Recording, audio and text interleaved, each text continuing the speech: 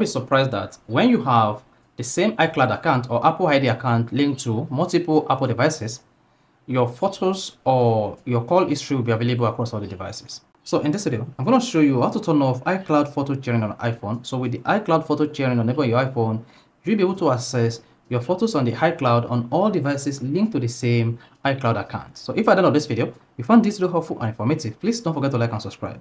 Now, when you want to turn off iCloud photo sharing on your iPhone or iPad, the process is the same. All you need to do is go to your iPhone settings. While on the settings page, then click on your iCloud account. That is your name. Once you selected that, now you want to click on iCloud. Once you selected iCloud, look for photos and tap that. That's under app using iCloud.